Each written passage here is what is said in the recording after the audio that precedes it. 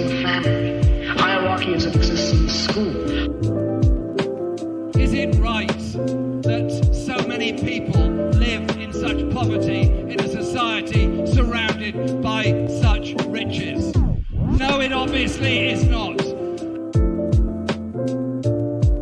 Because of the way this society is organized, because of the violence that exists on the surface everywhere, you have to expect that there are going to be such explosions. You have to expect things like that as reactions.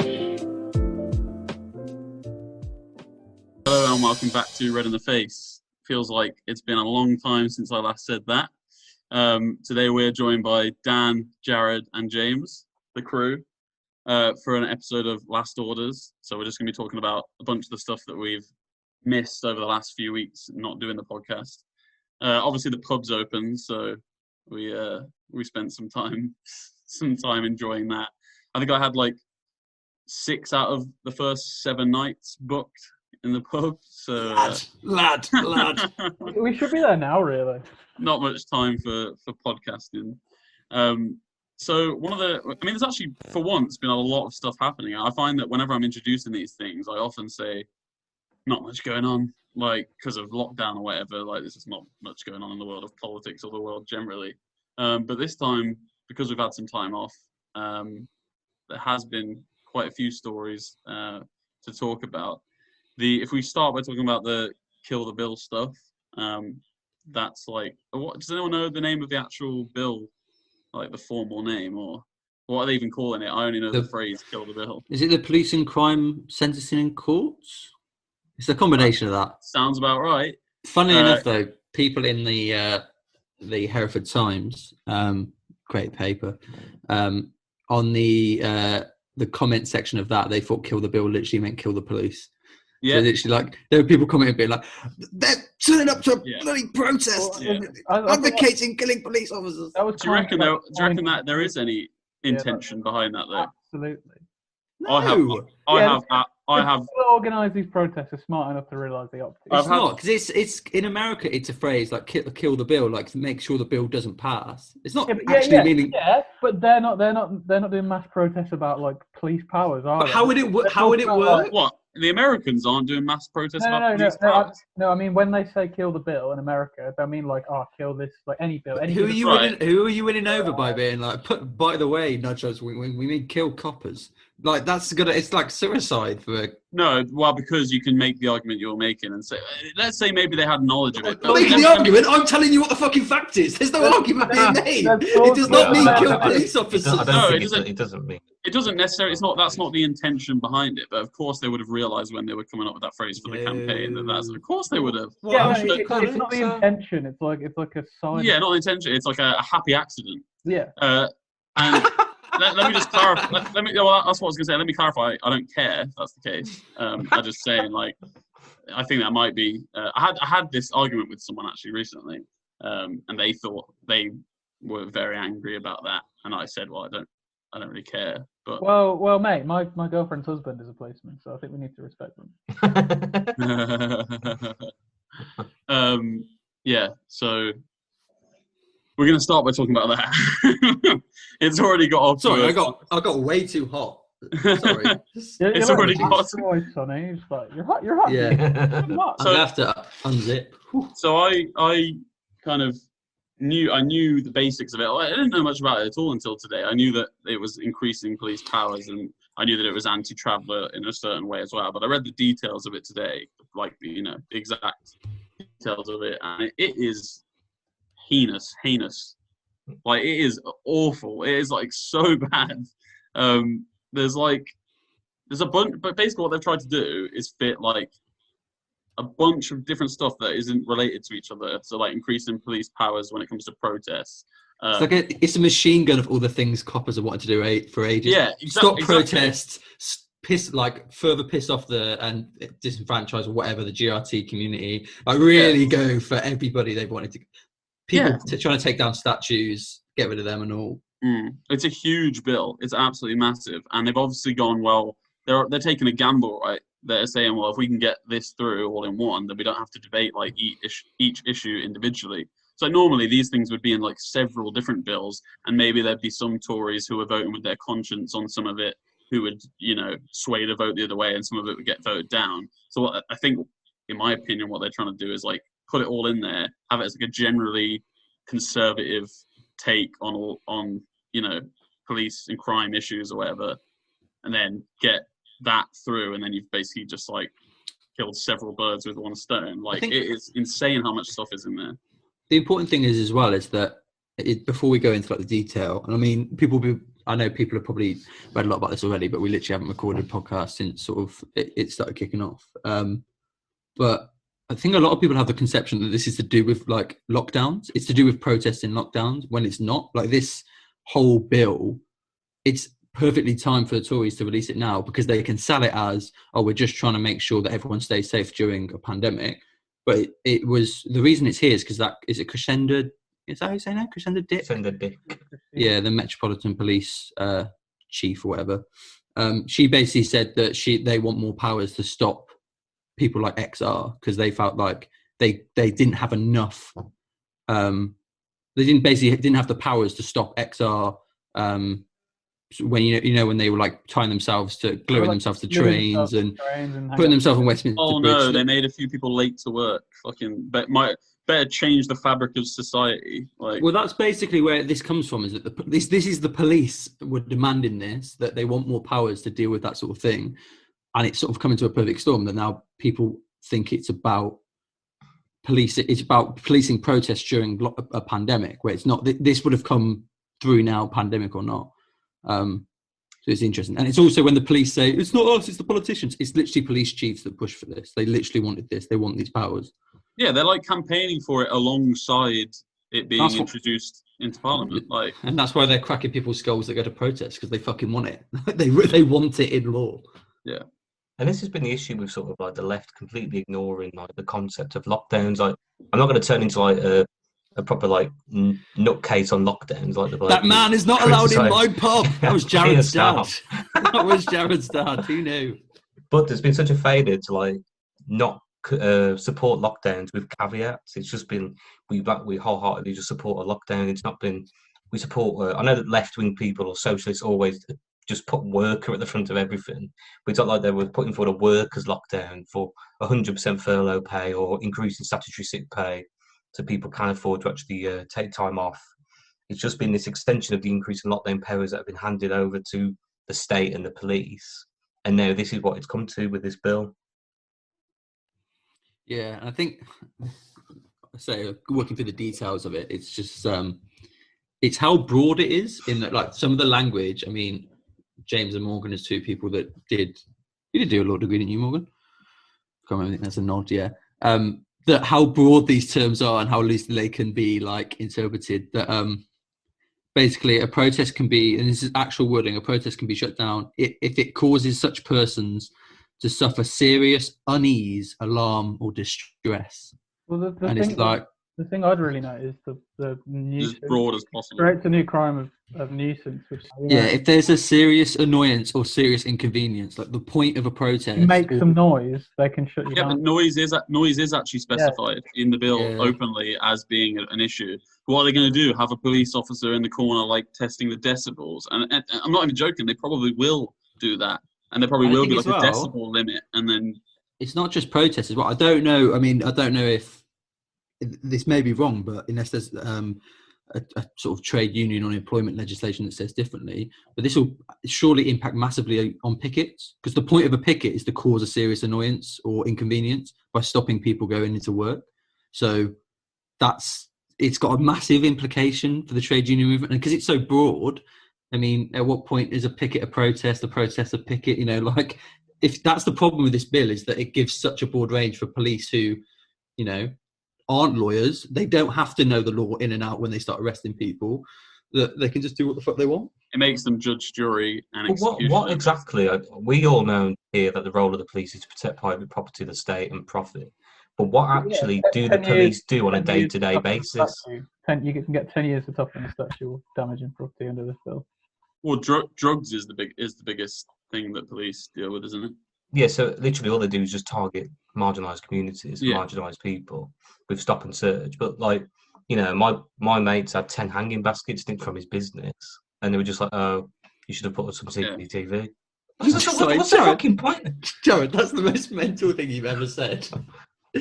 They've not come. There's been 10 hanging baskets missing. 10, not 9, not 11. 10 hanging Well, baskets. it's actually 20 because it was 10 a day. He had it over 2 days, and the police was like, "Fill out a form." But it's just like, I have well, seen that.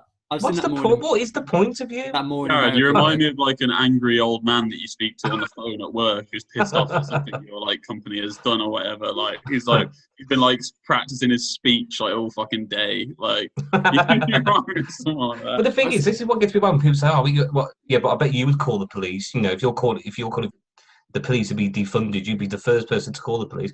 I probably fucking wouldn't because they don't do jack shit anyway when they do get in. You sort of moping, I've seen that in sorry America. about that.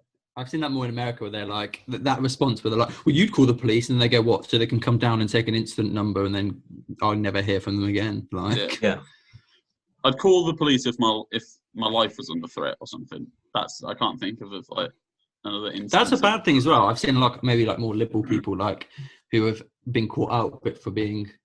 I saw one person literally, I don't know if it was a joke, but literally had a photo of them, and it was like a cab until there's a crazy man walking down the road. Yeah, it was like, so like, oh right, so you're not then here. Like that's you can't say that and just be like, there's a man having a mental health crisis. I need the police. That's who I need. Yeah, agreed. Also, like you said, so before we move on, like you say, the wide-ranging nature of the bill as well. As we said, for the Gypsy, Roma, and Traveller community, again, really broad. It's basically if you're found guilty of setting up a, in quotes, unauthorised camp, which I'm sure the police will think every Gypsy, Roma, and Traveller community camp is unauthorised.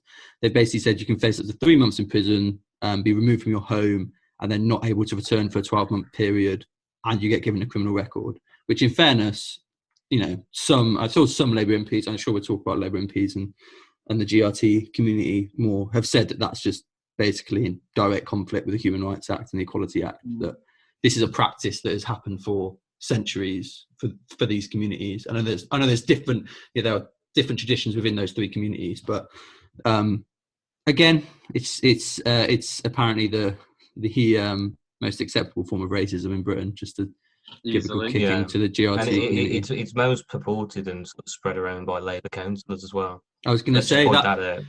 There's one in Wentfield where I live, and he's the worst for it. Refers to them as traveller incursion. And it's just like really proudly putting on their Facebook that they got rid of all these. It's that type of it's that type of Labour politics where it's like they're like, oh, well, my commitment is constituents. If constituents come to me with these issues, they get a hard on for potholes and having a go at like travellers. Like there's two things, because communities have because some people have come up to them about them, and it's like, well, maybe it should be your job to change perceptions around them, not just fucking go ahead with what. Just because you're a councillor doesn't mean you've got to suck it up and take whatever everyone says. Dan, I deal with councillors in my jobs. They're all fucking idiots. Half of them can't string a sentence together. I don't know if we can keep this in. But they're morons. Exactly. No, but genuinely, they're actual idiots. No. One of the things that we sorry. The serious point there was they are actually idiots. They are. Let me bring the tone down. Sorry. We've gone too far with the jokes. Those councillors, they are idiots. One of the things we've touched on that I think is really important is how open to interpretation the law is, and how vague some of the wording is, because when it comes to criminal law, at least, that's so dangerous, because it basically makes the police the legal interpreter rather than the one who's executing and administrating the law. They're making it up themselves as they go along based on some English language phrases, again ambiguous on purpose. And it's even more scary that, never mind is it a broad interpretation of it, they're the ones that have influenced this happening. I've just got Crescinda Dick's actual words were, ever since the large-scale Extinction Rebellion protests, I've been talking publicly and with the government about the potential for change to powers and to legislation. So they're wanting this, they're pushing this, and then they're going to interpret it how they want. And what's when it comes in. their justification? Because you mentioned the XR thing, but is that the government that said that's their justification? What's the police? What are the police saying? That's Christina Dick. That's the Met Police chief. That was them. Has said that that's what she wants. I mean, right. If that was the case, you could mention that in the bill to say, you know, there can't be too much noise at XR protests. You could make a bill about that. So that's obviously bollocks. Yeah, That it's just because of an Extinction Rebellion, who are the most wet, like, fucking liberal organization out there. Like, they did a couple. What did they do? They did the newspaper thing. That was pretty. Yeah. I've got to say, they smashed up Barclays Bank, didn't they, the other day? I'm a big fan of the bank. I've thought for a while, you know, like those set of protests in 2019 where they're like gluing themselves to trains, like that's fucking stupid because that's an affordable, good bit of transport. But them actually smashing the windows of, so we're not smashing, they're like sort of lightly.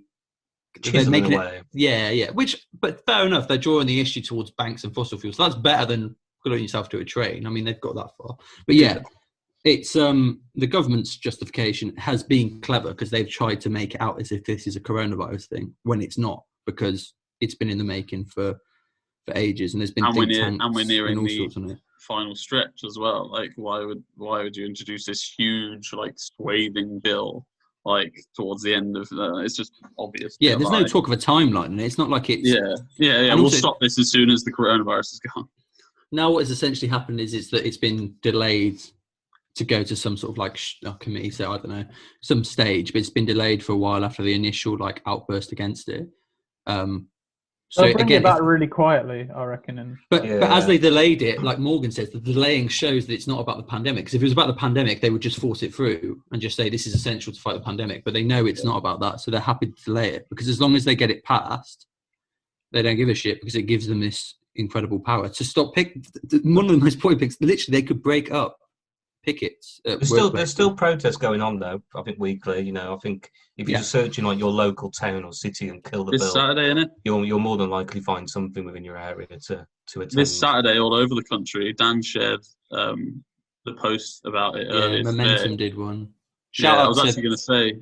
Shout out to Sisters Uncut who have organised a lot of the May Day rallies. Cool. It's on May Day for the Kill the Bill, and they're incredible. They're an incredible organisation, Sisters Uncut. So shout out to them. James is coming up to visit me in Manchester this weekend, so I was going to suggest we should go to the one in Manchester. I know where it is. Session. Yeah, it's not far from. We're going to have to convince our other mates that we're with to come along, but I'm sure we can do it. just walking and be like, are they all fascists, Morgan? No, they're just apolitical. Not apolitical. They're just not like particularly. Yeah, but just they want to drink. They'll want to drink, not want to go to a protest. Yeah, so you're going from one to a protest, and it's like an event. Just time it that you're going from one beer garden to the other. You're like, what's this? Oh, no, I'm being swept away in this violent. I'm hitting a police officer. Oops. Where has this placard come from that was certainly not pre-prepared? Where's this Kill the Bill tattoo on my arm? I appear to have a Molotov cocktail in my bag. Who knew? It has for legal purposes, Dan does not have a Molotov cocktail in his bag. It has reignited, like reading it today, like the details of it did reignite some anarchistic elements in me that I was just like, I genuinely though. Well, that's a shame. I think this summer could be very important. It's a difficult one because it's a summer that a lot of people aren't. It's either going to go one of two ways, right? That either England host the Euros, and the vaccine is brilliant, and we will have an amazing summer. And I don't know if that doesn't affect how that affects the political climate, or it's a year of sort of building up of a sizzling anger against 1,000,001 things that have gone wrong over the last year. Interesting, actually. And this Kill the Bill protest, when it starts to really ramp back up in Parliament, is that the protests start ramp up. I mean, I can only hope that this summer's going to be a mixture. That it's going to be pints and protests. Yeah, at the same time. Nothing wrong with Britain's fucking minuscule attention span, the second Badil and Skinner are back in the charts, people will forget everything. That sounds like a dissertation waiting to happen. It is interesting, actually, that point. It does feel like we're building towards something, doesn't it? Like there is something about to like burst a little bit. because we had it last summer and it's gone very quiet since. Especially because like the local elections, I mean, I don't know if that's a segue, but local elections are surely going to be like, I think a massive Tory win.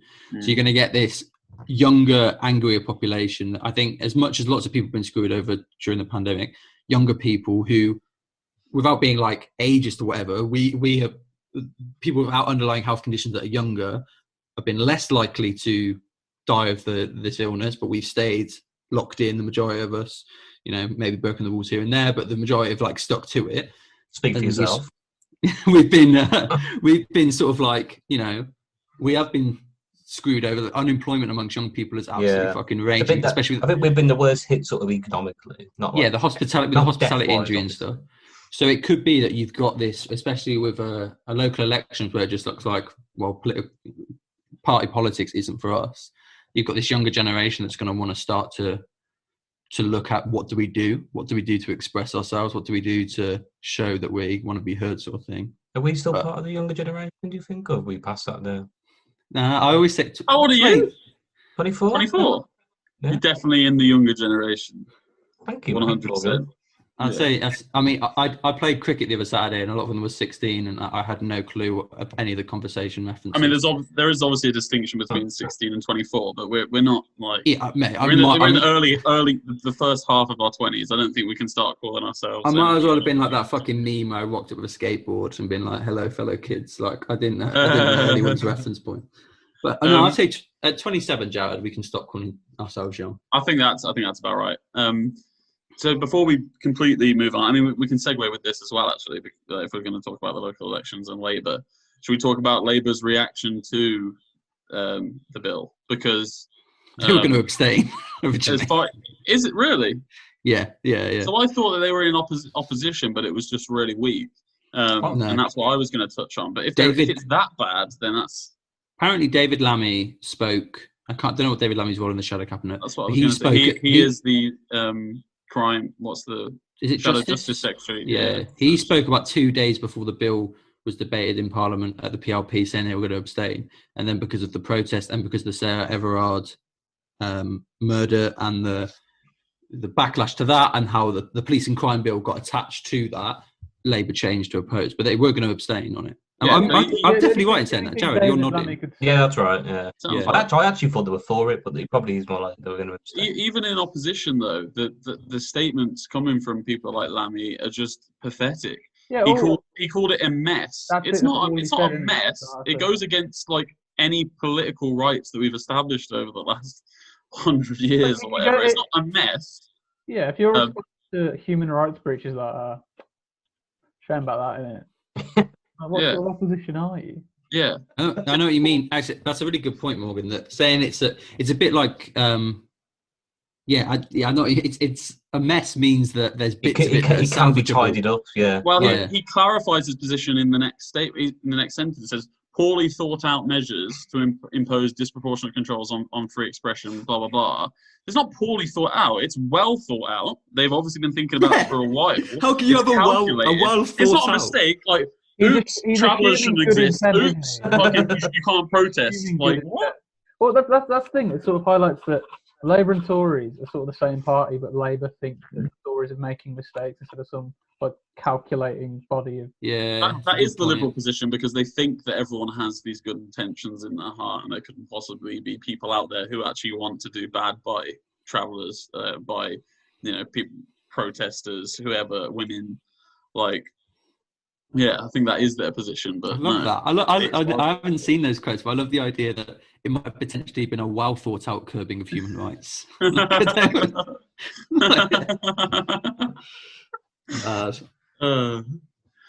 It's just pathetic. I mean, but yeah, apart from that, they lost all their credibility, and they'd already lost their credibility with them when they abstained on the Spy Cops bill, when they've already basically said that. And fair play to like that Joe Politics guy. Having like basically questioning Starmer, being like, what, there's more cases now of state sanctioned rape basically through the Spy Cops stuff. Why did you back the bill? And he sort of like fucking Starmered the question. But the whole thing looks, in fact they abstained in the Spy Cops bill. They're like, right, we're fine with people having relationships as undercover police officers with people and fathering children with them. The police are fine to do that, but now we're abstaining on them, stopping protests that are serious annoyance. And they've got no credibility whatsoever on this. And who was the Labour MP that said he supported the police that were kicking the shit out of the protesters? Oh, yeah. I can think of a few that would say it. Completely. The guy was getting battened in the head, and he was like, "It seems proportionate to me." Bloody hell. What's his name now? He's an absolute Toby Perkins. He's a prick. Big lad. Oh, sounds like a big lad. He has big dinners. Toby Perkins. He got big names. Yeah. To be honest, the reaction from Starmer is not particularly surprising because that's one of his weakest spots, isn't it? Crime, justice. Well, if anything, it's his strongest because it's probably the one that he's like. That's what I mean. It's his most right-leaning position, isn't it? Because he was head of the CPS, or what's the phrase? I don't know what his job title was, but he was head of the Crown Prosecution Service. Like, it's not like he was like some crusading prosecution. So yeah, it's not like he was some crusading defense lawyer like he makes out. I think he was like. He's like very much the opposite. He's the one that pushes for prosecution. He's the one that opened the courts for longer so they could put more people of colour away during the London riots. He's that guy. But he helped people get some money off McDonald's, so that's he's a hero. He was part of the McLibel case, wasn't he? Which was, I mean, don't get me wrong, that was a important case, but it's not like when it comes to criminal law. Weird young lefty, new young lefties who are just like. Where the fuck have they come from? Where's that come from? That whole all these fucking 16-year-olds like Blair Wright in their fucking bio. Is it a reaction to electoral losses from Labour over the last few years or something? Do you reckon that's what it is? It's that, and it's people that argue with like Corbyn fans on Twitter and create these groups.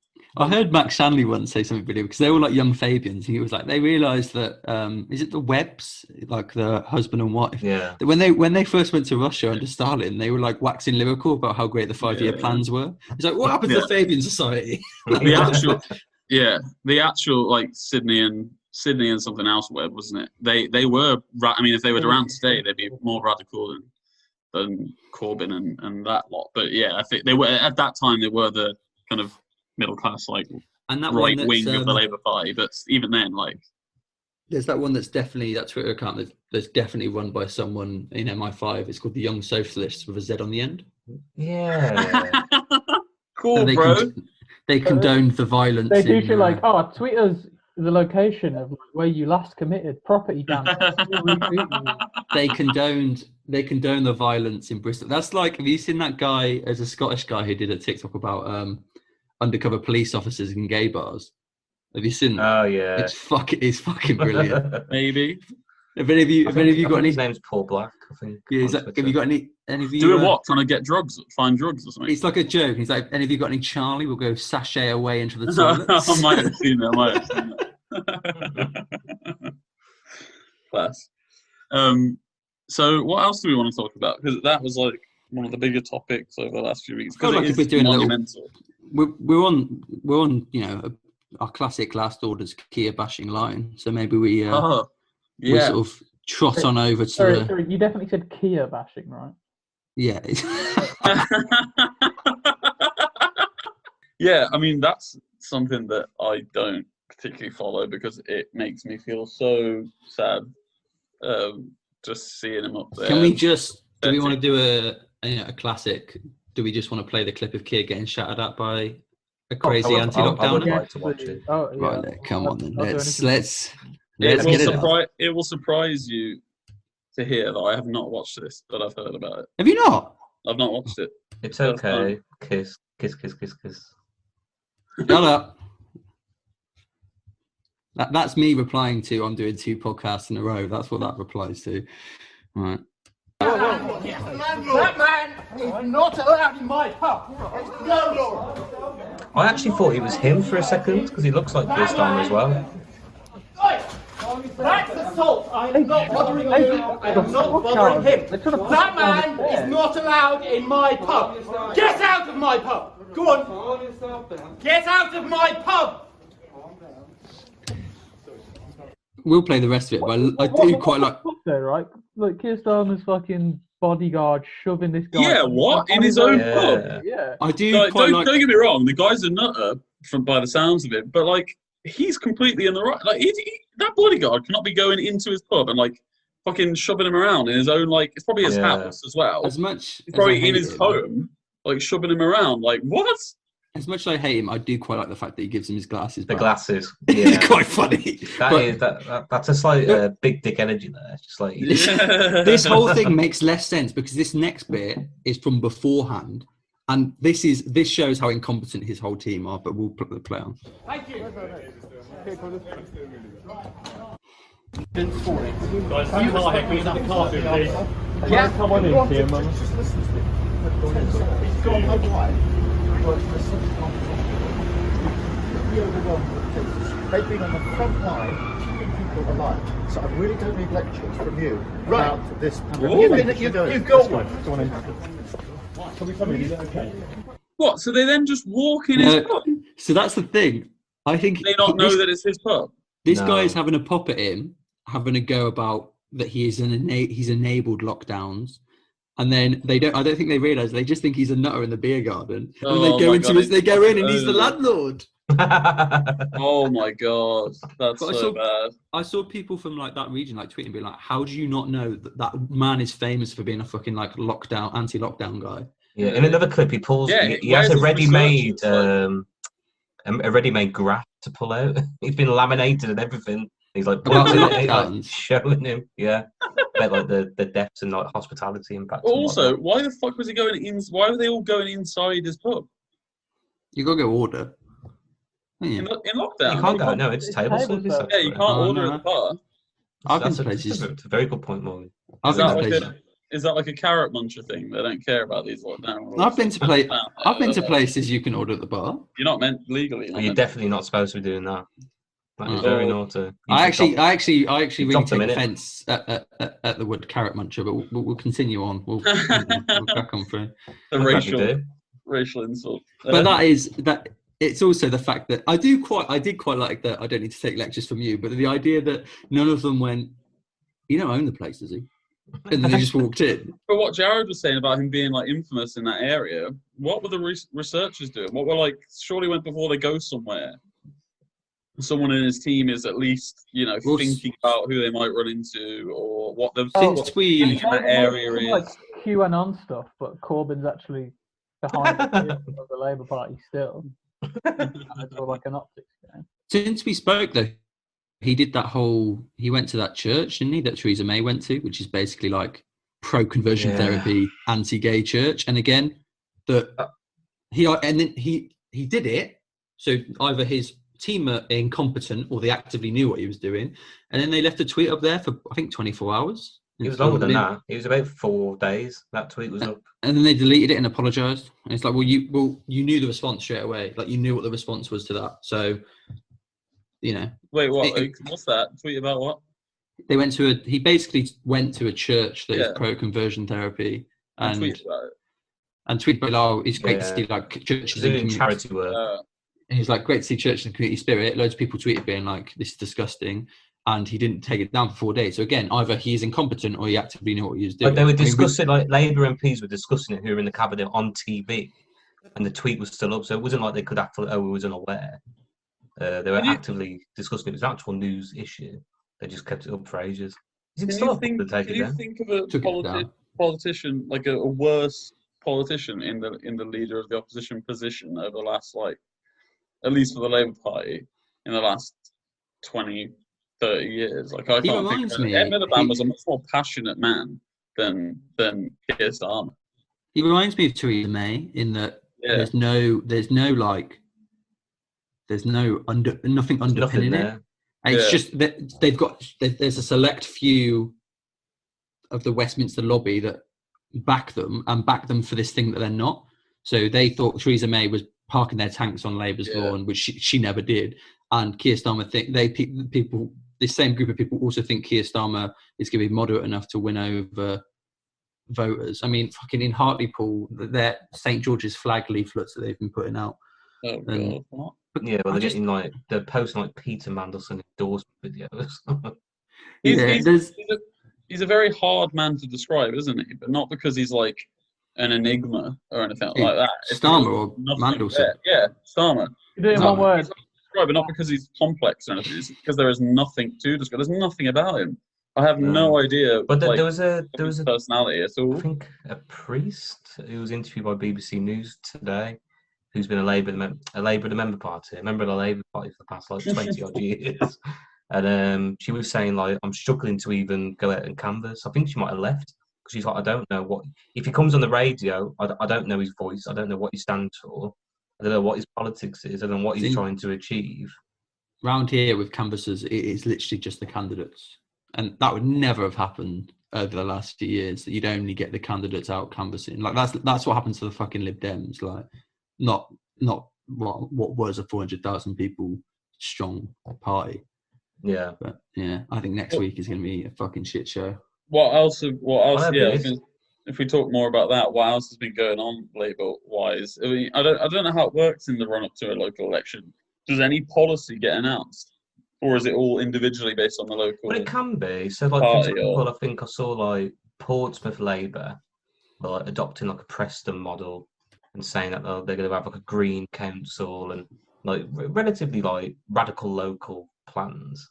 But a lot of the time, it is just like, oh, I'll take care of your concerns. We'll try and save a library or try and save a police station that the Tories are going to close. Like boring, or get rid of a load of gypsies that are travelling and causing incursions everywhere. A lot of race baiting. So are we looking at bad results for Labour, polling wise? Hopefully. There's the Metro Mayor elections in like most cities. There's a London Mayor election. Locals from last year and this year, so the ones that got cancelled last year are now happening this year. So there's like a lot more than would normally be happening. And you've got this Hartlepool by-election, which I think Labour are going to lose as well. I say Labour are going to lose as well. So I mean, Labour should realistically be winning that West Midlands mayor, but they're not going to. They're not going to. They've ran the same candidate that they've ran twice before, right? Liam Byrne, I'm pretty sure. I think so. I'm pretty sure he's ran at least once before. I'm pretty sure it's twice. Yeah, unless I remember his name. Did anyone have an odd name beginning with? No, it was Seamus something last time. Not Seamus. It wasn't S. It wasn't Seamus. I think I'm getting mixed up because the vote to make Liam Byrne the Labour candidate was a while ago. So I think I may be getting mixed up. Yeah, because it was Liam Byrne, Salma Yaqub, and somebody else. I don't know. Yeah, there was. It was Peter Bird, I think. Sean Simon in the last election. Peter Bird was. That's it. Sean Simon. Yeah, he ran a really SION. If that's how you pronounce it. Like 4,000 votes in it or something. But they ran a really racist campaign then, because I remember I sent it to my local Momentum group saying like, are we actively going out and holding these leaflets and canvassing with them? Because they were like, we need to take back control of Parliament for Birmingham. I don't know, it was got an England flag saying take back control. I was going to say, it had a lot of St George's flags, didn't it? And it was really grim. And I remember I sent a message to my local Momentum group saying, are we actually going out and supporting this? Not even saying it. They kicked me out. So, what? Yeah. Kicked me out of the group. You fucking wankers. Killed the flow. Yeah, no, I just think it's going to be. I think it's going to be horrific. Do you think it's going to be bad, Jared? Do you think it's going to be all right? No, I think it'll be pretty bad. I don't think they'll win. Well, Hartlepool's been Labour since the 1974, I think I saw earlier. But did you see, the Brexit Party had a massive share last time? Yeah, and I don't know. I mean, the candidate is a really shit. He went a state-sponsored tour to Saudi Arabia. He's been panned around with fucking Peter Mandelson the whole time. Well, Mandelson isn't he the former MP of Hartlepool? Yeah. Because I saw the tweet where he tweeted the Labour candidate was with Peter Mandelson. He was like, "Oh, it's great to be on the doors with him today because the people of he served the people of Hartlepool well." And then someone just screenshotted that Seamus Milne article where it's like they don't realise that they're hated.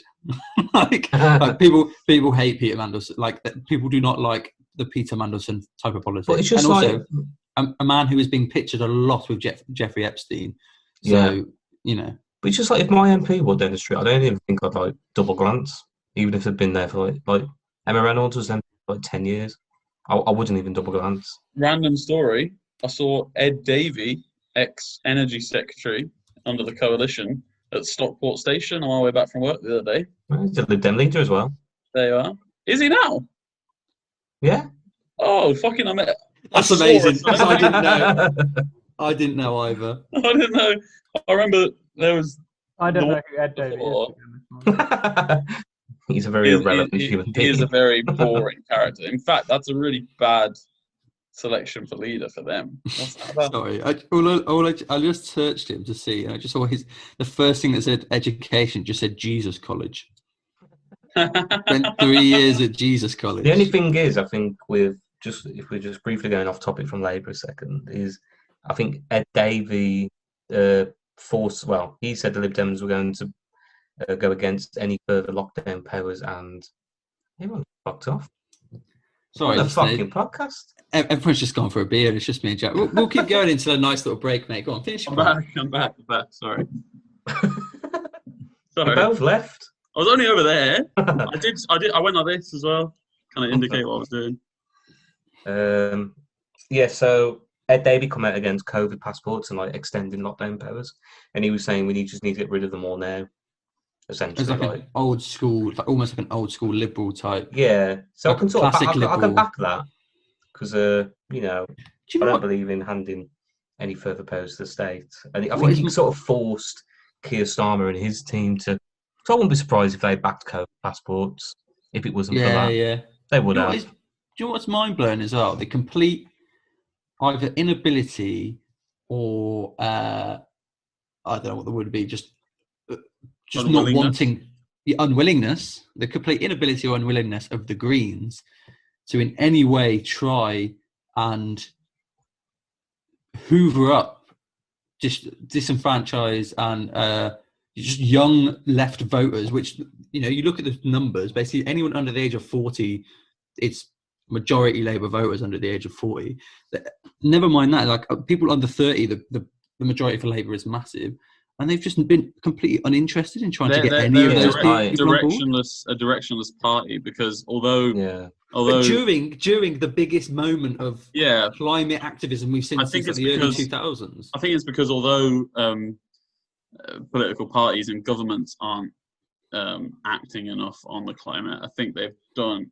I mean, it's not the Greens that have done it solely, but there's enough work has been done to at least convince the public of the need to do something about the climate. I think that's probably why they're kind of lost now, because I think most people accept that the world is dying. Yeah, but when you think about it, like when you had like the school strikes over like climate change, and you had everything that's happened since then with climate change, how have they not harnessed any of that? I think they feel like that they've won that argument, at least, that they've convinced the public of the fact that the Earth is slowly dying. What is surprising is that they haven't they've abandoned their economic arguments entirely. Has my thing gone fucked again? No, there was it ended up in the end, but I don't know. I just think, but like, from a purely like political point of view, for them, why would they not attempt to get those votes? They struggle for votes anyway. So like, what actually is? Where have they been? What have they been doing? And also, realistically, they're only going to have one MP that they've got. They're very, very unlikely to ever get a second MP. They do very well in locals in certain areas. So why aren't they just going, like, why don't we just get our funds up and just fucking hoover up all these people that want to be part of something? They want that structure. There's lots of people out there that don't know what to do post Corbyn. They just want some sort of like structure, and they want to go to like a meeting where they get told what to do by a party, and then they get, this, that, and the other. There's loads of people that could. Yeah, but the issue was when like people who were ex like Corbynites or ex members of the Labour Party tried to join the Greens, it was like they had to go like pass through like some like anti-Semitism test, or like they were like trawling through all their social media to make sure they didn't say like one thing. What's the view on the northern independences? It seems very Twittery. Yeah. I mean, they didn't even get the papers into it in stand, did they? Are these is this a party that wants independence for the North? It's a bit tongue in cheek. Yeah, but but it's also they're obviously trying to hoover up us, like the people that have been that were in the Labour Party under Corbyn and are now leaving it under Starmer. They're obviously trying to hoover up that, because when they first, I followed the Twitter account from pretty early, and it was mostly Northern independence stuff, and then they gathered traction on left Twitter, and now they're purely kind of going for that now. I haven't heard them talk much about the benefits of independence with the Northern independence stuff, and like the amount of left, like sort of that type of left Twitter that is really behind it. It's a thing that we've been banging on about for ages. That these people that, one, they live their political life on Twitter, but it's two, it's like they've really thrown their weight behind this, like Northern independence. They've got an ex-Labour MP as the candidate and stuff.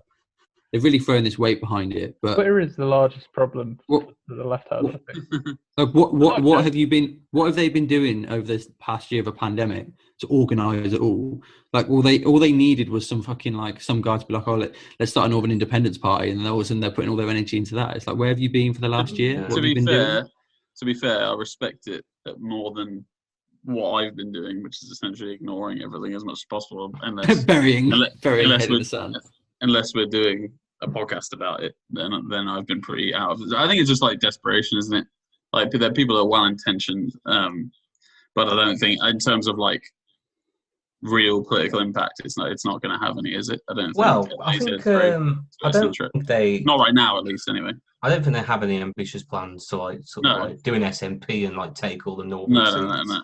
But I think what they want to be in a position of is that they affect Labour just enough that they lose seats, so that it does tactically sort of move Labour to the left. I respect that. He said in a YouTube interview with Ambrostani, I think he was like, Ambrostani like posed questions saying, well, you could hurt a lot of Labour MPs, and he was just like, good. Yeah. I respect that. I respect that. You're right. I think the issue is, in the past, the Labour Party feel like they don't really need to acknowledge the left because they have been proven that they can win without it, basically, to some extent. I don't believe that is the situation now, but I think they need to be shown that losing the left can have a political impact, and you need to therefore acknowledge us and move to the left yourself. Similar to like the Democrats, they don't have a left opposition, so they just can sort of just do what they want. I was going to say, you see it a lot with fucking AOC at the minute. She's just become like some right-wing mouthpiece. She's just become awful. But they eat it up on Twitter. Like they still love her. It's because Twitter is a place where people can think they're making a difference by supporting like the most milquetoast progressive politics. They think, oh, we're on the fucking right side of whatever. Yeah, I never doing anything. I never particularly trusted her anyway. I think although her rhetoric was probably, to begin with, to the left of Bernie's was always more in earnest, even if he was a bit more soft. More in earnest, more like. You are? more in earnest. Someone editing fucking drum roll there. I don't think... Sorry, can we become a sound effects podcast? That's not a bad idea. I think if any of us can be asked to do that, then like a random boom. I think she's more of a talker, isn't she, than anything else? Yeah, the thing is though, I get really frustrated by it because I just sort of think well, what did you expect? Yeah, from this, candidate like. Oh, the fucking squad. There is a socialist in America. He's just like a social democrat, if that. But imagine being imperialist foreign policy. I think what's been so disappointing about that sect of the Democrat left is I don't know what they've done. Biden's done nothing. Come on, man. So far, I don't know one thing he's said. He's talked a lot. There's the one thing about taxing billionaires higher. He wants to introduce a global corporation tax rate, doesn't he? So will it all happen? I don't know, but. What is the Democrat 28%. left? No, it's high. It's quite high. Yeah, 28 is low. But I don't it's know historically what the low, but I think in the amongst the G7 nations, it would be quite high. What do you say? No, it wouldn't, because Corbyn was proposing we drop to 26, and that was going to be the lowest in the G8. So 28 can't be one of the higher ones, surely. Anyway, it doesn't matter. What I was going to say is that the way that the Democrat left have sort of just let Biden crack on with it and haven't really like Well, done I anything. think Biden's pushing a bit more of a progressive agenda than I ever thought he would, though. Yeah, but what's he? I think he's proposing like. He started bombing Syria in like the first fucking week. Well, yeah, okay. Domestically, economically, we're going At least to he talk like about it painted this way. BLM on the side of the missile. No, I know what you mean. It's not been the all out like. If you're just sort of looking at economic policy, law on working people, you know that the media here slandered Corbyn for being a communist, for supporting McDonnell. You know, Biden is sort of doing a lot of those investment wise. Have they done any? It's gone for any of it's gone through yet? Because like the stimulus checks never happened, did they? No, yeah, I think they did, but it was $1,400, wasn't it? It wasn't the full amount. They made a massive thing about the fact he didn't put his signature on the bill like Trump did, like it was some sort of fucking the world's back to normal sort of thing. Yeah, I mean, I'm not here to praise fucking Joe Biden. So my main problem with the fucking Democrats is they're not pro working person, they're just anti-Trump. That's all it is. It's like republicanism with a different fucking set. I mean, I don't know if this is just because we're getting really good at podcasts, but does this take us into our next section that we were going to talk about? Oh dear. Look What's at God. What a segue. You know what beers do? They just oil the wheels of what this podcast train is. Fucking like theoretical lubricant. Also, Morgan, you look like you're drinking something from like some sort of liquid from Halfords. That should go in a car, not a man. It is a New England pale ale. So, yes. Oh, Christ. Right, I can't wait till we get sponsored so we can like move transitions like. And this next topic is brought to you by Square. Yeah. When are we going to get Matt? When are we going to get our deal with like? Is it Matt? Every podcast is sponsored by Manscaped at the minute. Like every football podcast is Manscaped. That's one I could get behind. What about trimming your balls? Yeah. I'm a big cuddly bear. we talked a little bit about this summer coming up and what it's going to be like politically, and we compared it to last summer, which was heated to say the least. There was a lot going on. Coronavirus was probably heating a lot of it up as well, the kind of tensions there. And one of the things that happened was the explosion of the Black Lives Matter movement. And that was spurred on by the murder of George Floyd. That case a year later, or almost a year later, has now been settled, at least for now. I think there's going to be an appeal. Derek Chauvin. And is it just him that's been convicted? Was anyone else even charged with anything? What about the guy that was like standing over it all? I guess not, right? So he's been convicted of several counts. It's like American law, so I'm not really sure of the exact. Sorry, no, the other are also going on. James, you're muting. The other officers are going on trial soon as well. So right. J. Alexander King, Thomas Lane, and Tu Tao are charged with aiding and abetting secondary murder. So because of the Asian American guy. Is he... Yeah, so they needed to get Chauvin's conviction first, so they could charge others with aiding and abetting, because there has to be that crime had to exist first to charge the rest, because you can't aid and abet something that hasn't happened. So they have to imagine going down for aiding and abetting, and then the guy gets off the murder trial. It doesn't happen. What is that the way? Is that the way that the cases always work? Then, if it's contentious, they have to convict the first one. America's quite confusing because of all the second and third degree. I was going to say all the degree shit's confusing because So the thing they sort of got Chauvin on, the main element. So the right wing were arguing that he clearly didn't have intention or whatever, but you don't need intention. We don't have that though. We have murder, manslaughter, and then defences. We don't have. Yeah, we don't have. I'd argue that he degrees. I think it's a better system probably. At some point, you do have intent though, because how long was he on his neck for? Well, that's the thing. In English law, MRAR. I know that, mate. I did A-level law. Yeah, but the intent.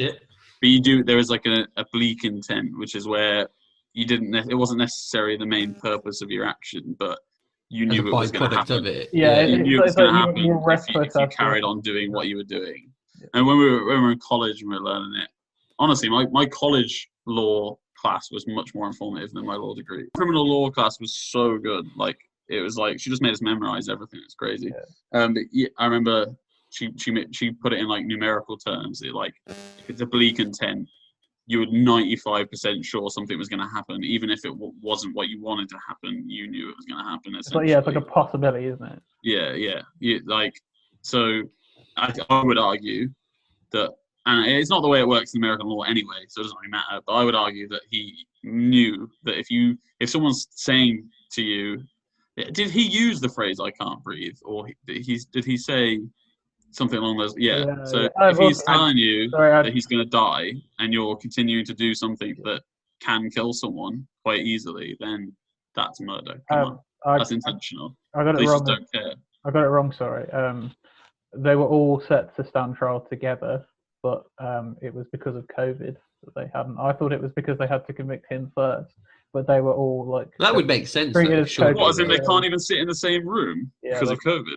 It was basically about the attendance numbers, because you got to remember, like, each person would have to have their own defense team, and I want them to get COVID. Like, what the fuck?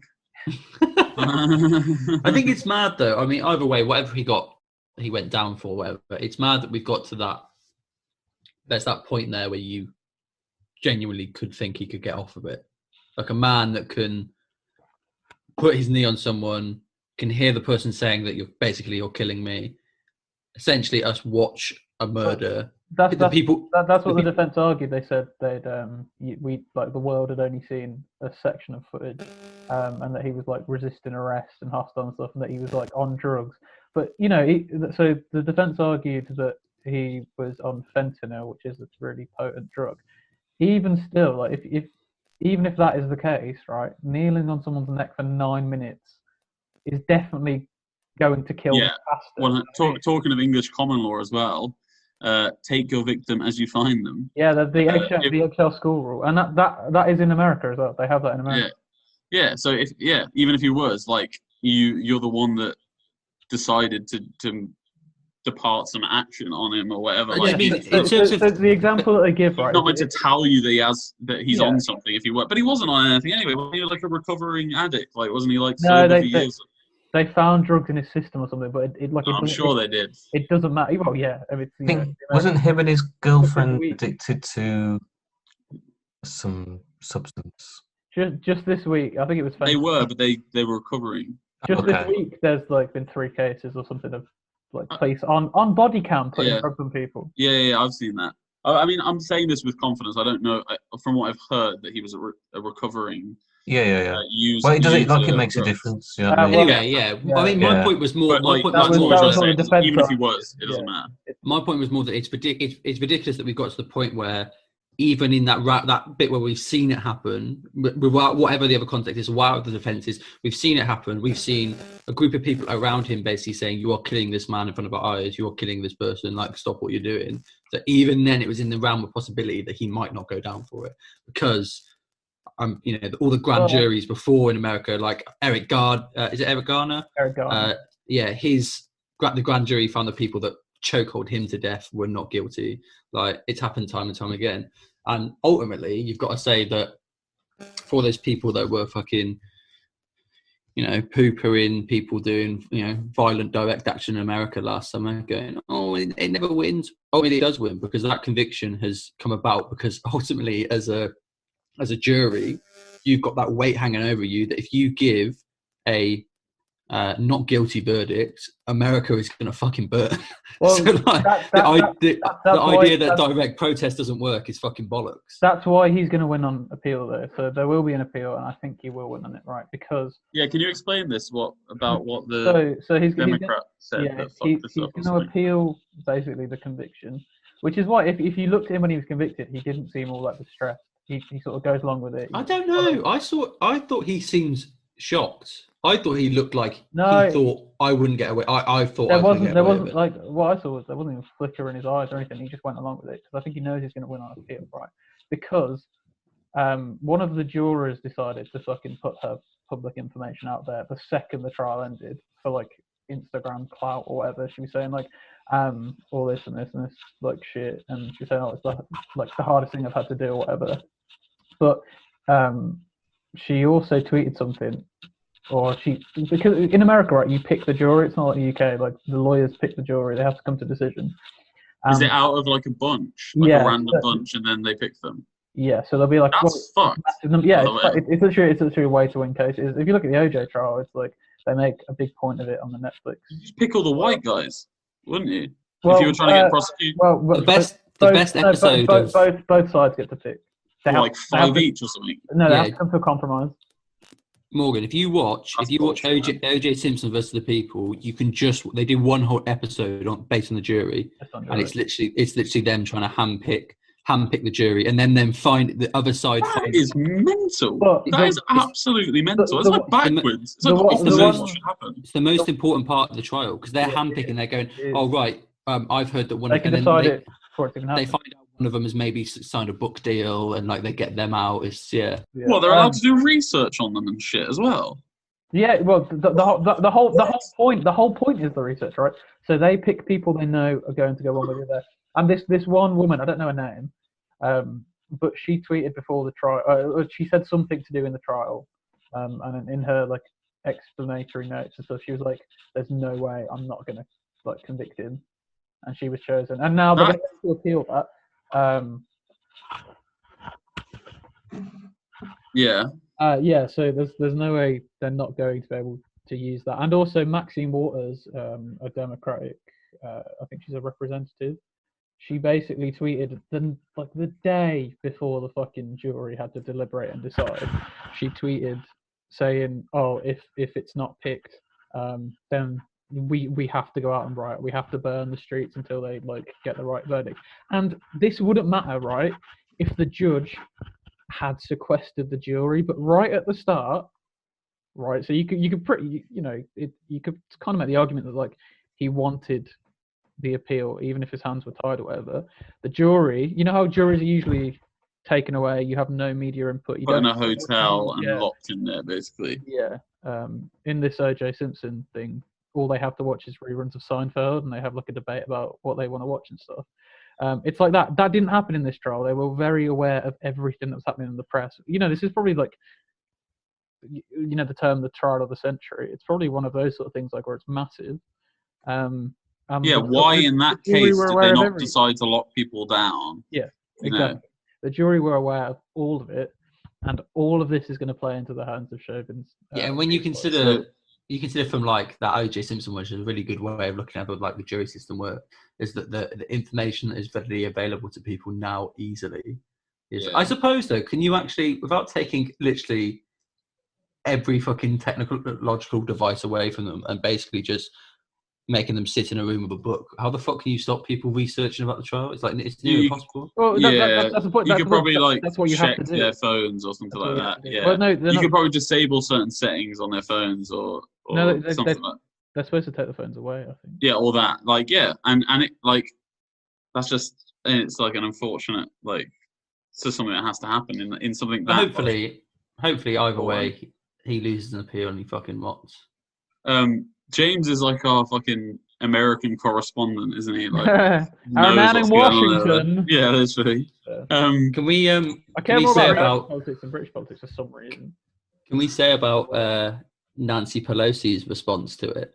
Oh fucking hell! When she said thank you for giving your life for the cause. Yeah, Nancy Pelosi, went, so toned because of the people went to the streets. What about George Floyd? Yeah. She said, "Thank you, George Floyd, for sacrificing your life for justice, for being there to call out to your mum how heartbreaking was that, and because of your name will be synonymous with justice." I mean, it's nothing that he did, and it's nothing that he chose to do. And whilst it's sort of, I understand that he has now become this. His story has become the symbol of America. But to be like the fact. He sacrificed himself for justice. That's one of them things that she hasn't ran by her advisors because she thinks she thinks there's nothing about this that could go wrong. They'll love me saying this, so I won't bother running it by my aides. I'll just be like, you know what, they'll love me saying this, and then she's gone. Why are they treating him like a martyr when he was murdered? Yeah. Like So it's not like he was out there campaigning for like civil liberties for black he people. didn't want to. He wasn't trying to make a He point. just He was went trying into to a shop and walk down tried the to buy road or something whatever. Yeah. and like get It back was in an his easy car. win. Exactly. The win is this. He is a symbol of a black person in America trying to live everyday life. You're just doing a normal task for the day. It's not and like it got was some like heroic thing he was trying to do. He was just trying to like exist in America. Yeah, and got killed because of it. And that's almost the point, is that you will get killed for But it's just going to the almost shop. like it's easier to acknowledge that the struggle than it is to sort of acknowledge that the institutions that you are effectively defending with your politics aren't the problem, if that makes sense. So it's easier to like again put it on the individual, so individualize it around George Floyd to make him a martyr. So you don't have to discuss the politics then, do you? Well, Pelosi says it like fucking she didn't campaign for the guy that wrote the '94 crime bill. It's just brainworms is the only way I could describe it. I think like one of the important things we got to remember as well is, and I don't think this applies to us, but to some people, I think they look at the relationship between police and black people in America and see it as kind of, it's so much worse over there than here or whatever, or it's something that only happens over there. Over here we've got good policemen or whatever. I just want to read a fact out about police violence in this country, or police convictions. I don't know if you guys have, this has been kind of circulating around left media in the last few weeks. There's a fact that says there's been no successful convictions of a police officer in the UK for the killing of someone in police custody since 1971. So the amount of people that, I don't know what the statistics are for like the amount of people that have been killed in the UK in police custody in the UK. It's loads. A lot. Loads Yeah, of people. definitely a lot. I mean, there's a video of, is it Christopher Alder? It was a black guy. I think it was in the police killed him in custody in the 90s by just pretty similar things to George Floyd, as far as I remember, like being on top of him basically and restricting his breathing. And then they all made monkey noises around his dead body. And I mean, that fucking, he wasn't convicted. They weren't convicted, according to the statistic. At least they weren't convicted. So the wider point I'm making with that fact is that like things are as bad over here. Like the fact that they just don't have guns. Yeah, those sisters that were murdered, and they took pictures. They took selfies of their dead bodies. Yeah, and what was that about? What? Not to be like crass, but like what were they taking photos for? Was it just like a photo? Like, was it literally just a photo of? Well, why else would you take a selfie? Yeah, but like, were they like being mocking or like, I don't know? Do you know what I mean? What were they? What were they doing? But what was their argument? I know what you mean. Like, what were they arguing? It's like the culture of it, isn't it? It's part of the culture of like they were involved, kind of thing. But it's like, just another statistic, isn't it? It is showing off like I was part of this big case. Yeah, exactly. Like yeah. Was it Charles the Menzies who was shot after the 7/11? I'm pretty sure it was Keir Starmer who let the police officer get without being criminalised for that. Yeah, being prosecuted. Dan, you're right about this. Bringing just when the beers are flowing, we just bring things. The apology they gave. Crescenda Dick was the person that led the operation that killed Charles de Menzies, I'm pretty sure. Because everyone was like, how did she not get sacked then? And now the apology they gave for that is like, yeah, he looked like a terrorist. We thought he was a terrorist. You know, we did the right thing, but we're sorry he died. Yeah, they've still had no justice. Four Lions, where they shoot the wrong guy. Have you seen the film Four Lions? Yeah. And at the end he goes, we shot the right man, but the wrong man exploded. It's like that kind of thing. I don't remember that one. It's a double speak. I think it's an after credit. It's an after credit scene or something. Oh right, okay. Explain their action. It's just such bollocks. So yeah, I don't really buy the argument that it would be any different over here. Because, like you said, it's only because they have guns. Also, British police are polite when they're murdering you in police custody. Something that I've seen a lot in. I'm sure we mentioned it, but we've definitely mentioned it before. But Jared talking about the lockdown stuff. How many videos have you seen of police stopping and searching? You know, mainly young black men, and basically justifying it through the use of, "Oh, you shouldn't be gathering in a public place." and they're like just like loitering. There's a few times they'll be sat in their car. Or just like walking the dog, and they'd be like, "I'm out walking the dog." Be like, "Yeah, but you shouldn't be doing it as twos in coronavirus. Like, well, we're in a bubble. Yeah. We should." And then they stop and search them. And then there was one where later they literally continued their walk with the dog after being stopped and searched and recording it and getting annoyed. And they got stopped and searched again because it's just two black men with a dog. Well, bringing this full circle again. Oh God! Imagine what that's going to be like with this new bill. We're talking about, because one of the parts of this bill is that you can't even stage a one-man protest. So imagine, and the wording around that is so vague as well. Imagine what they can use that, like how they can twist that piece of law. Does that mean? Oh yeah, there's a great poster. There's a great poster. It's a satirical poster by an account called Scarthwick City Council, which imagines like what life would be like in a sort of Lovecraftian 70s. And it has a post that says it's now illegal to gather in groups of one. And yeah. Like, well, yeah, it fucking is. It literally is. Yeah, you can't. Does that rule then, Milgram, mean that Lawrence Fox's whole political campaign will finally be stopped? If you can stop protests of one people. He's not allowed to shout to himself in the mirror anymore. At least not with the window open. We should have brought it in for the local election ones. But can we please? What's this about him drinking piss or something? Can we please mention Brian Rose, London mayoral candidate, has now been? It's been found out on 2 occasions. He's posted social media videos of him drinking piss. It's like that Joey Saladino guy that was running for Congress in America. Just to clarify, this is something that Dan sent to our group chat on Facebook recently. I watched it, and I think I was out at the time, and I watched the video, and I couldn't hear it properly. But I remember it was something to do with piss. You're going to have to explain a bit more for the viewers. He's an American guy, isn't he? Yeah, I'll have a little... I'm not sure, but he's running for London mayor. And, on behalf of what I remember party? an American accent, I think. He's running as an independent. What's his thing against lockdowns and stuff like that? Oh, I don't know. He's a fucking weirdo. But it has come out twice that he's been found twice to be drinking his own piss. Yeah, well, I saw the Instagram post. Did you send it? But he said the former banker noted the dehydrated colour of his urine before taking a sip. After drinking, he said he found it, quote, a little salty. And then a second clip appears to show Mr. Rose urinating into a mug, which he then drinks moments later. And he said, it's really not bad at all after a sip. But the thing is, I'm glad it got better for him, at least. But the thing is, like, your body's specifically flushing that out of your system for a reason. That's really so bad. why are you drinking it again? You can get Jared, you said like a man bladder infections and shit like that if you drink your own piss.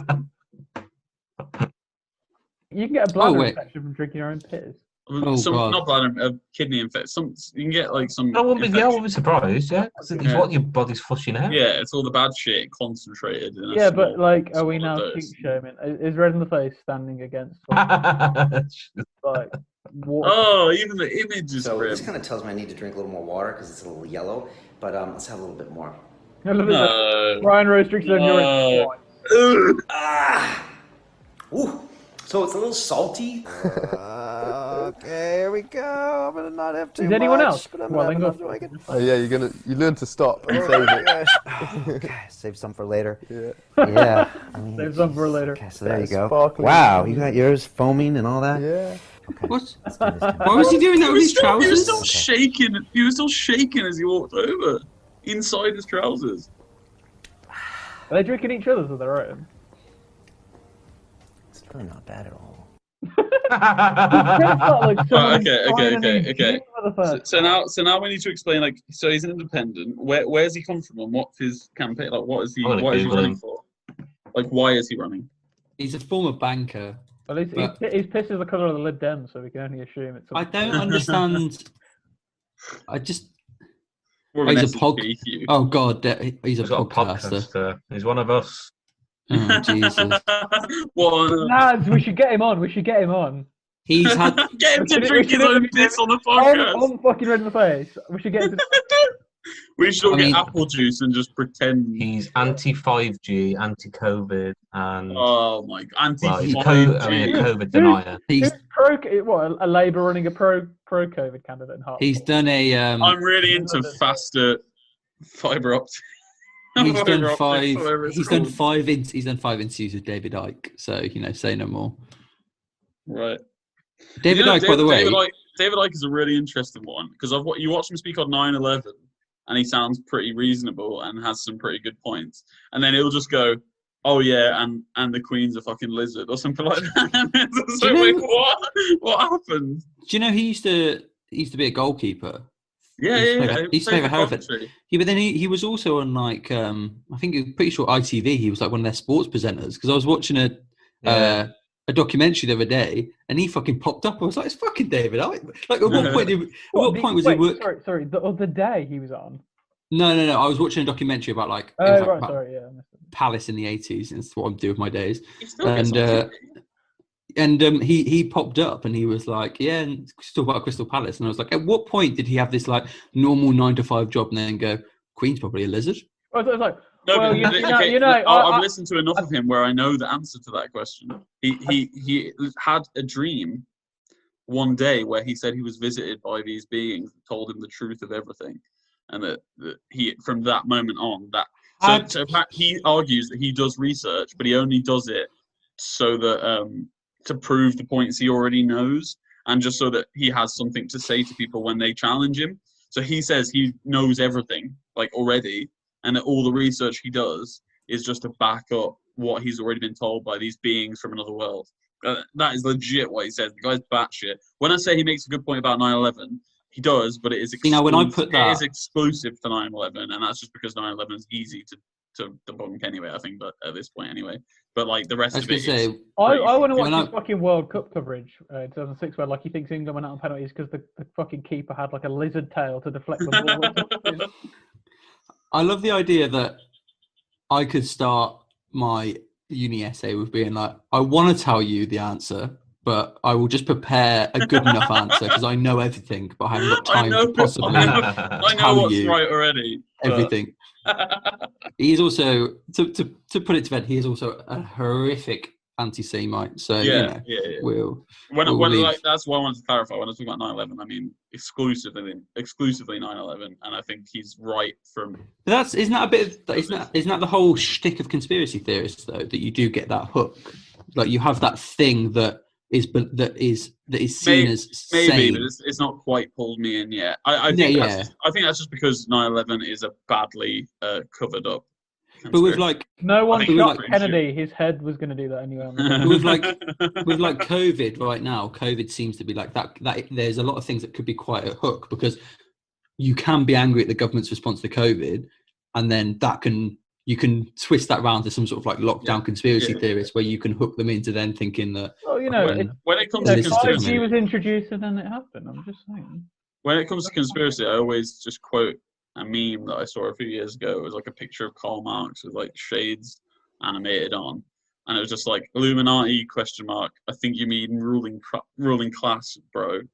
That's just what I always think of when anyone's like spouting nonsense conspiracy. It's like, no, it's not a conspiracy. It's pretty out there and my favorite conspiracy. My favorite going one on in the world. All the qualms you have with the powers that be they're legitimate. They're just not. That's the thing. Aliens or lizards or something. The best one is that the CIA invent conspiracy theories and distribute them to actually make the real issues seem like less fucking real. I mean, now, did the CIA release that Paul McCartney died in a car crash and they replaced him with someone that looked like Paul McCartney? Because that is my favourite conspiracy theory. Joe Rogan on the fucking I just love the idea that, because if you look about it as well, it's like the justification is there would have been so many teen suicides if Paul McCartney had died. They had to replace him with someone. I'm trying to save lives. If it was true, I'd kill myself. If it turned out that Paul McCartney had died, I'd kill myself. But then I also love the fact that the Beatles knew about it. Half your life would be a lie. They sing about it at the start of Paul's dead.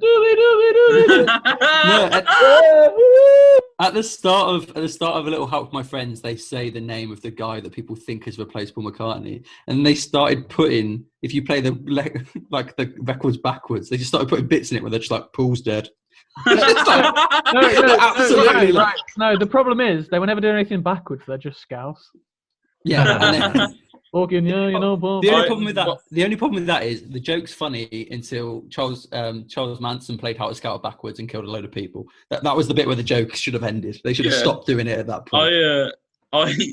I have a more niche version of the Paul McCartney conspiracy, which I'm a massive fan of Bob Dylan. He's my favorite. Say Avril Lavigne. He's a massive. Avril Lavigne's dead. I forgot Avril Lavigne's dead. Oh, there's that one, but that one's as big, I suppose. But the Bob Dylan one is Bob Dylan. You said Avril Lavigne's as big as Bob Dylan. No, as in the conspiracy is as big nowadays. I mean, but Avril Lavigne to the early 2000s is as big as Bob Dylan to the anti-war movement. That is just a fact. The Bob Dylan one's very niche to the point where, like, I thought of it. Like, You thought of it? I thought this might be. So I'll explain it in a sec. But I thought this might be the case, and then I looked it up, and there were other people who thought it, but they were on weird forums, like from like the 90s or something. But is this idea that Bob Dylan, like, you know, his early music was like protest music, and it was very much left leaning, and some of it's really powerful. And then he suddenly just abandoned it all and said that it was all. He got booed. He got booed in Manchester because he started playing electric guitar. Yeah. He played at Mosley. Exactly. But at the same time as that was happening, he also abandoned the political stuff. And there was a conspiracy that he was in a really bad motorcycle accident in 1966, and no one saw him for 6 months. And he came back, and his vocal cords were damaged, so his voice was different.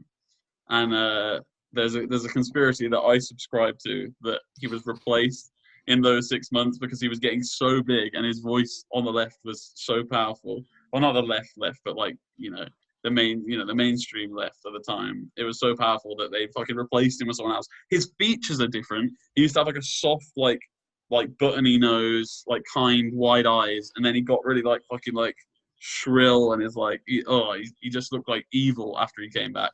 Maybe he just had some acts. Like, I remember I looked this up once, and I was so convinced. I was just deep diving. I was like, fucking, like, I've worked this all out. Like, sorry, Morgan. Considering his first big hit after that accident was, "Don't you think the communists suspect?" What's going on with him there? Also, if his nose might be a little different, maybe he just had the motorcycle crash.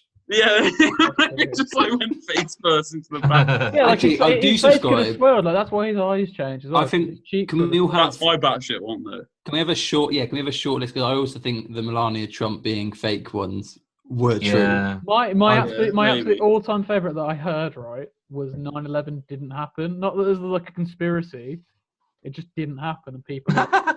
So like they not even that they demolished the towers. That like they hide them using mirrors and shit. I heard this on Reddit and I was like, what the fuck? But like, you know, there's a really interesting one about that Morrissey killed Princess Diana. There's a whole website dedicated to it. That's what there is. Even though like she died in 97, can we put that? They reckon that there is a lie that never goes out about I want to under the underpass and stuff is about. What was this like his confession? Like his guy's confession. Kills the Princess of Wales. That's a hidden lyric, actually. The Diana Morrissey. The Diana Morrissey phenomenon. Yeah, it's a phenomenon.